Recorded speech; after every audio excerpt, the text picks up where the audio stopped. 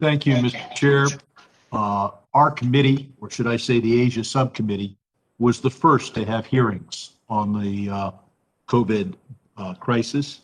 And as we move, and I commend Mr. Bera, I believe that was his first as chair of the Asia subcommittee. And as we move forward, we need to appropriately criticize the Chinese Communist Party while protecting and embracing the AAPI community in the United States. Now, Mr. Barr, in his opening statement, blames the Chinese Communist Party for hiding key facts about this disease.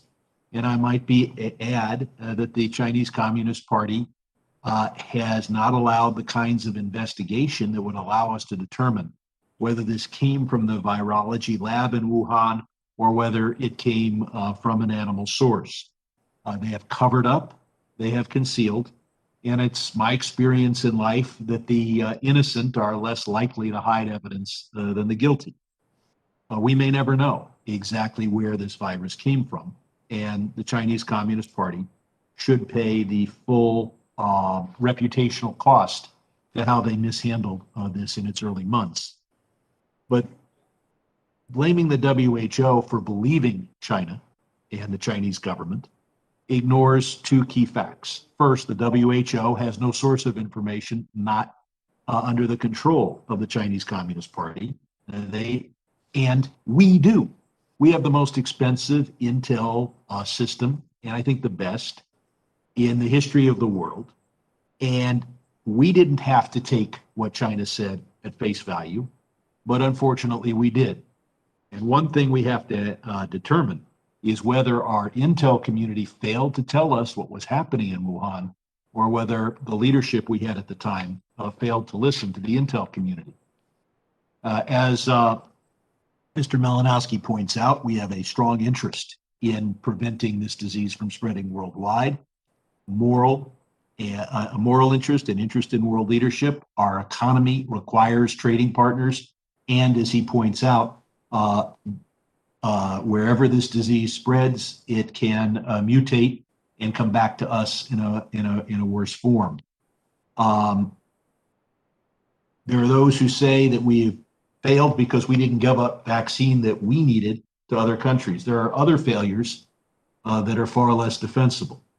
One of those is that it took us many, many months to get companies that didn't develop the vaccine to start making the Pfizer and Moderna vaccine and to get that licensed. Only after months of pounding by me and others did our country, did we finally get those licenses. Second, with regard to these vaccines, we told people administering them, get 5 dosages out of the bottle and then throw the bottle away. Well, there's 6.5 dosages in that bottle. Now we waste about 1 dosage per bottle because if there's half a dosage left in the bottle, we throw it away rather than getting some out of this bottle and some out of the next bottle, same manufacturing lot. But finally, we have failed to do the dosage studies necessary in order to get these vaccines approved as quickly as possible. They only tried 1 dosage. There's a lot of evidence that that dosage is double or triple the number of milligrams necessary, especially if the person you're immunizing is under age 55.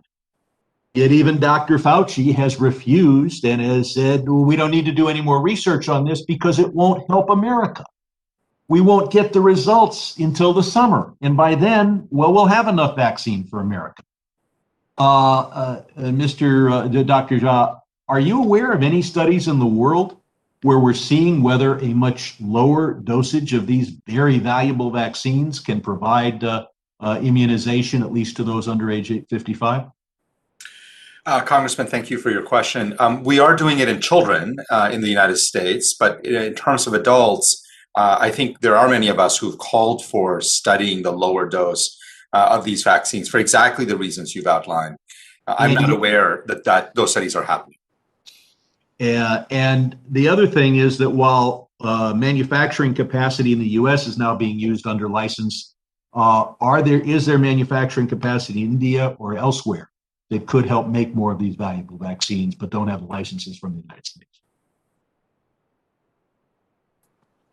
Sorry, Doctor? is that a question for me? Yes, that is. Okay, sorry, sir.